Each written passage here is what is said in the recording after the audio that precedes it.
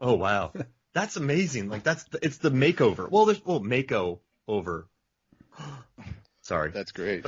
But if Freddie Prinze Jr. was in this, then you could have a new interesting angle. There could be a relationship there. Then this could be on the list of the gayest films ever. That'd be great. Toss and Kiss Me. Yeah. None the Richer. Have a dance scene to Fat Boy Slim. Matthew Lillard. We got ourselves a movie here. For a long time, the Two Odd Queens Sharks, gayest film ever was Muppets Take Manhattan. Say what? Yeah. You're talking to a big Muppet fan here. I'm gonna explain. It was early on before they had a lot of categories, and one of the categories is like gay icons. I think Liza Minnelli's in that one, so they got a lot of points for that. Joan Rivers is in it. Exactly. Yeah, okay. And when they score it, the two hosts both put a score in for each category, and then the guest puts a score, and the guest kind of steamrolled it and put in like 100% for everything. And then the category he added was how much felt is in the film, and the more felt it has, we get, So it kind of held the crown for a long time because he gamed the system, but it's not there anymore. Well, wow. Technically, as someone that works with puppets a lot, I think there's probably more fleece than felt, but whatever. Okay. Yes, well, felt apparently isn't just a material; it's a process. Anyway, we're turning into their podcast at this point, so it's interesting to have a puppeteer on the show, Todd, because there are mechanical sharks in this film, and I know that operating a mechanical shark isn't the same as operating a puppet, but there are similarities, you have to admit. I think this scene in particular, there's one shot where I was going, I think that's a puppet, and then there's other scenes where I'm going, that's CG, that's bad CG, What do you think about Walt Conti's work? So not the CG, but the Walt Conti's models, I would say, 21 years later. What do you think about them? I think the physical effects are stronger than the digital effects in this for sure. I mean, I think this moment where you've got, Scoggins being ripped apart, there's, several quick cuts, and that's where you're going, oh, CG, oh, puppet, and the puppet moments are better. It's still a little rough, but, because you can't do a lot of intricate operation with a big shark type character. I think that's a big shark over the history of movies. It's just, it's not like, it's not an expressive face or anything like that. I mean, come on, but like there's that moment where it slams him into the computer bank or, the electronics, whatever it is there. There's some sparks flying. That's the strongest moment of that attack there. That moment I went, ooh, and then, half a second later I was laughing because there's some ridiculously bad CG there just a few moments later. The leg twitching, are you talking about? The leg twitching. Well, and even just what comes up before that. I mean, there's this shot of the shark with him hanging out of its mouth, and it kind of wriggles a bit, and then he splits in half. And I'm like, it looks like a black surfboard. Doesn't look like a shark. I mean, we said before, these films aren't meant to be paused, especially at the CG moments. But yeah, this isn't the greatest visual effects work of the film. What'd y'all think about their altercation with the keyboard when they were swimming? Because that keyboard is a nuisance. The keyboard is like flying in their faces half the time. Yeah, it's a nuisance to both Carter and Scoggins. So Carter flies up, it kind of bonks him, and then he throws it out of the way. And then Scoggins hits it, and it comes back to him. I mean, that's a as far as villains in this movie, I mean, that's the fourth antagonist, I would say. Carter throws the keyboard at Scoggins. So another reason why he wanted him dead in the first place, right? Yeah. Remember when he says it? He's like, "Preacher, I'm taking Scoggs with me. You stay here with the doc." Like Scoggs isn't coming back. Better say your goodbyes now. Mm-hmm. Yeah.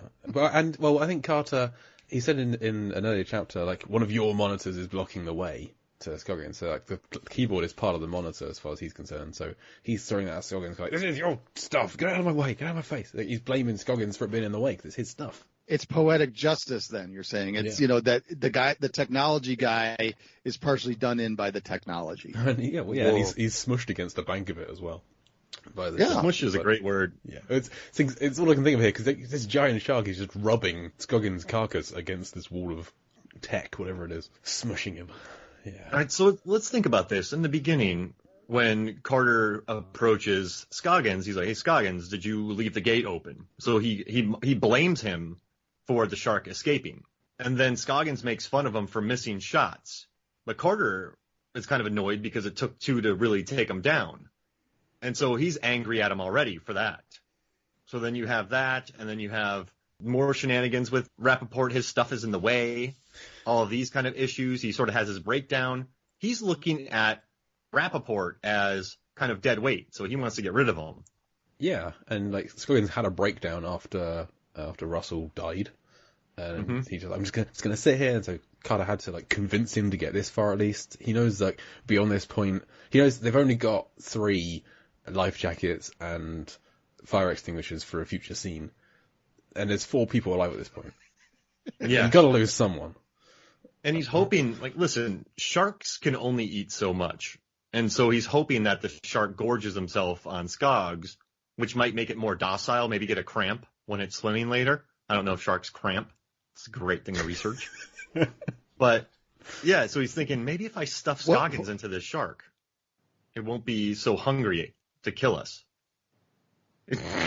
You could make a case, too, that he's directing the shark to him, because one of the things that bugs me with the scene is the flashlights, which also get in the way a little bit. But, like, you know, he's got the flashlight right in Scoggins' face. You know, like he's like squinting, he can't see, and it's almost like he's saying, "Hey, look, here's the meal over here." You know, it's putting the spotlight on the grub there. Whoa! Look at this shiny thing. Yeah. Wow. Carter killed Scoggins. Yeah. Hashtag Carter killed Scoggins. I cannot find out if sharks cramp because all I keep there's a diver called Jess Cramp, which is screwing things up, and then you take out minus Jess, and then says, "Can you go shark swimming with a period?" And like, I'm not gonna stop. I don't know, but yeah, that'll lead you down some interesting places. Yeah, but let's just say yes. Yeah, you have a 200-pound something person. You have some of Arm in you. You have half of Russell Franklin. There's a lot of meat in that belly. It's not going to move that fast. Yeah, it's lethargic. It's processing, unless it's barfing. But I don't. I mean. How much of Scoggins does it eat? More intelligence means more food intake, right? I mean, yeah, brain food. Yeah, brain food, exactly. But we don't see it eat that much of Scoggins. I mean, it might eat more after we see the scene because it kind of chases Carter off. But it leaves at least the lower half to carry on twitching. Maybe it's just shark's grossed out by the leg still twitching. It wants it to stop moving before it will eat it, perhaps. Stupid question. Let's say Carter doesn't open the door. And Carter's sort of thinking to himself, this shark might be playing games with us. So he swims to the door and just pretends to open it. Then the shark swims away and he just watches. And then the shark's like, crap, he caught me. Like, what next? I think this shark might have to eat him then. Because it couldn't let Carter get back to the other. Well, have they flooded Aquatica enough at this point? Is it just like bonus flooding? If they kept it at this level, would the sharks be able to get out? I'd imagine the sharks want that as quick as possible. Yeah. They want to expedite it so they can get out to the deep blue sea. But we already know that sharks can just ram into the doors and eventually break them down. Yeah. So if it ate Carter and Scoggins, both of them in this scene, it could just ram against that door that Carter opens for a little while, 10 minutes or so, and break it down. Jobs are good. Yeah, but how many doors do you think you could smash open with your shoulder? Like, you're just running into doors. You're going to get some shoulder fatigue. Yeah. Even if you use both of them. So maybe the shark's snout is hurting. But sharks don't feel pain. We've been there. These sharks don't feel pain? Apparently so. But maybe these sharks do. Do you think these sharks do? Maybe with it greater intelligence comes... With great intelligence comes great pain feeling. Great nerve endings is the Spider-Man rule. You know when you've eaten too much and you're looking at that last slice of pizza and you're like, I don't need this. Maybe that's what the shark is feeling about that last door. I'm convinced that he's feeling that already in this because I don't know. The part of this scene that confuses me is it sure looks to me like that shark comes zooming towards Carter and then turns away at the last minute, a fraction of the second before he gets the door open. So I'm going, he's just toying with him. He doesn't want to eat him right now. Absolutely. You know, he could. I mean, Carter should have been dead in this scene, the way I look at the editing. This isn't even the first time Carter should have been dead. He could have been taken out in the elevator shaft at least. And back to when this shark was brought in for the testing, we have no idea how that happened. He got the shark in. The shark willingly came in for the testing. So Carter should have died perhaps years ago by these sharks. But yeah, I mean, when it comes to his opening the door, thinks it can ride me. Yeah, Carter turns away just in time for the shark to turn around and him not see it move. So yeah, it's absolutely herding them. The shark wants him to open this, doesn't want to kill him yet. It's been the case all the way through the film. They're herding. I just want to say my apology. I keep calling the shark he, but it's a she, so I keep messing that up. I'm making a rookie Deep Blue Sea mistake. I think when we did our original, covered the whole film in one episode. Imagine doing that now, Mark. When we did that on Movies Films 6, we called the big shark Meg, I think. Not in honor of your wife. Yeah. Oh, yeah. I mean, she's smart. She can knock down doors. I'm not saying the shark doesn't deserve to be called after it. It's just we called it Meg because it's like the Megalodon. Yeah. Yes. Oh, gosh. That was a good episode, by the way. You should listen to it at Movies, Films, and Flicks. Yes, you should. One of the many episodes you've done on Deep Blue Sea. Not counting this and the worst commentary in the history of the world. But no, it's I don't know. There's the scene is kind of layered though. I mean, you have Carter killing Scoggins. You have the shark with its grand entrance. Then you have the shark pushing Carter. I mean, I do love when the stuntman or Thomas Jane gets pulled in through that door because his head snaps back when he opens that thing up. So they must have. I mean, that's a pretty practical stunt they did right there. I don't know if y'all noticed him getting his head checked back, but he was pissed. Yeah, I'm not sure if it's hard to tell if it is Thomas Jane or a stuntman. I think the going through the door would probably be him. Sorry, would probably be a stuntman.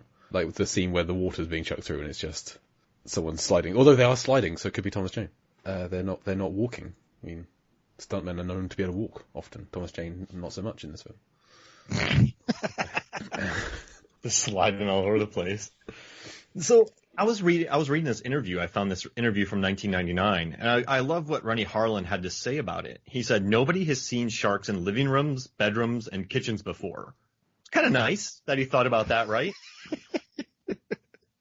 He made it work because there's a shark in a kitchen. There's a shark in a bedroom. I'm not sure about a living room. We don't see a living room. I guess maybe the communal area in McAllister's office. Yeah.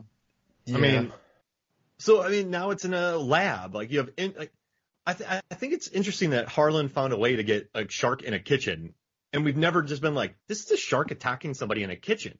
I love that someone had that thought. Like we've never seen a shark in a kitchen, and just carried it on to. We could have it instead of just stopping. Like, well, of course, because kitchens aren't known for being submerged. But I love that someone had that thought and carried it through. That's wonderful. So he was a trailblazer because now you can go on Amazon Prime and find a million movies where there's a shark, in a tornado, and there's a shark there's a franchise and a shark that's Santa Claus, and all that kind of stuff. So yeah, I mean, Kitchen Sharks. That was a sci-fi movie back in 2015.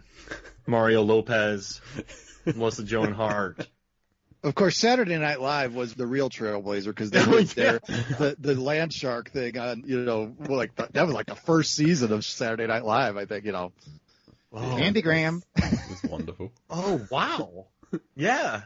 So he drew inspiration from SNL, and they just took it, but they added water, at least. Ah, of course. That's where this one differs. They should have had Chevy Chase play one of the sharks. Then it would have been complete.